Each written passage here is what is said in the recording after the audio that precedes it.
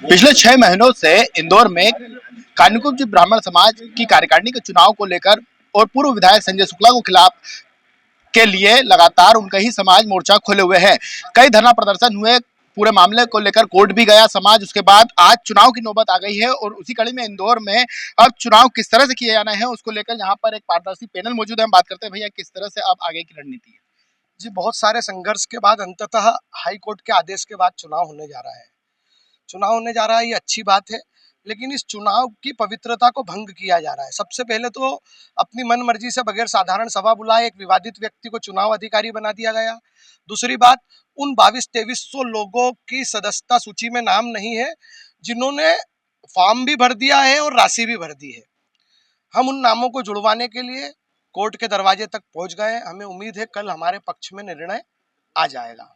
लेकिन भैया कई तरह के वीडियो सोशल मीडिया पर वायरल हो रहे हैं दोनों पक्षों के, जिसमें एक पक्ष का ऐसा दावा है कि जो भी बताया जा रहा है वो सब बनगढ़ंत है, तमाम तरह के जो आरोप लगा रहे हैं वो निराधार है।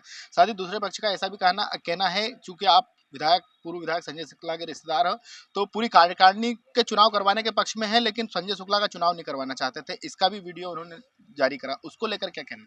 हाँ जी, ये बात एक बात बताऊं, संजय शुक्ला मेरे रिश्तेदार हैं, वो घर का मामला है। हर व्यक्ति का कोई ना कोई रिश्तेदार है। यहाँ रिश्तेदारी को तिलांजलि दे करके हम पूर्वजों की बनाई संस्था की हक की लड़ाई लड़ रहे हैं। हम चाहते हैं उसका लाभ जरूरतमंद गरीब कानकुब्ज ब्राह्मणों तक जाए, है ना। दूसरी बात, संजय शुक्ला जी के सामने हम उम्मीदवार नहीं उतारने का एक प्रस्ताव वहां पर कार्यकारिणी की बैठक में आदरणीय पूर्व CSP सुरेंद्र मोहन तिवारी जी ने दिया। उसका मैंने खड़ा होकर के प्रस्ताव दिया कि आप संजय भैया के पक्ष में इतने सारे गुणगान कर रहे हैं तो ठीक है, हम सहमति दे देते हैं, लेकिन पूरी कार्यकारिणी का चुनाव होगा। तो संजय शुक्ला जी ने दोनों हाथ हिला के बोला नहीं नहीं, मैं भी चुनाव लड़ूंगा। बस उस दिन वो विषय समाप्त हो गया। संजय शुक्ला जी के भी सामने चुनाव लड़ेंगे। देखिए, प्रमाण देने की जो बात है, हमने जितने आरोप लगाए हैं, एक भी आरोप ऐसा बता दीजिए जिसका हम प्रमाण नहीं दिया हो। आप पूछिए, मैं उसका आपको प्रमाण दूंगा, या वीडियो प्रमाण दूंगा या उसका लिखित वाला प्रमाण दूंगा। लिखित भी कौन सा, जो प्रोसीडिंग रजिस्टर में दर्ज है। आर्थिक अनियमितता, आर्थिक भ्रष्टाचार का प्रमाण मैंने कौन सा दिया, उनका ही द्वारा जो बैलेंस प्रस्तुत किया जाता है अगस्त महीने का, उसकी बैलेंस शीट बताई, उसमें दूध का दूध पानी का पानी हो गया। हमने आज तक एक भी बात ऐसी नहीं करी जिसका प्रमाण नहीं दिया। अगर ऐसी कोई बात करिए तो आप बताइए, मैं निश्चित रूप से आपको अभी प्रमाण दूंगा उस बात। इसके अलावा भैया जो 3000 जो सदस्य बनाए थे उनको भी चुनाव से वंचित किया जा रहा है, उसको लेकर एक बायलॉज बताया जा रहा है कि उस बायलॉज को अकॉर्डिंग चुनाव में भाग नहीं ले सकते।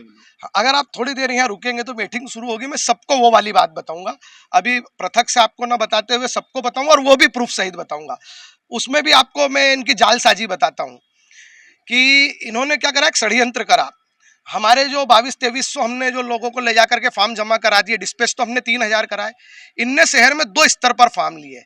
एक ऐसे ही नॉर्मल वे में 1000 फॉर्म, 1200 फॉर्म ले लिए, और गोपनीय तरीके से 450-500 फॉर्म ले लिए। जो गोपनीय 450-500 फॉर्म लिए उनको बैकडेट में सदस्यता दे दी है, और जो ओपनली लिए उनको भी ये बोल के रोक दिया है कि अरे यार भैया, वो एक 3 महीने वाला कानून है, उसमें आपको भी नहीं देंगे नाम और उनका भी नहीं देंगे, दिखाने के लिए, है ना।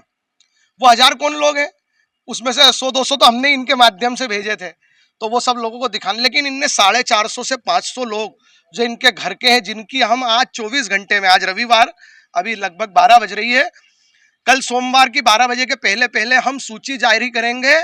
उसी सूची में से हमारे नाम की निकाल रहे हैं।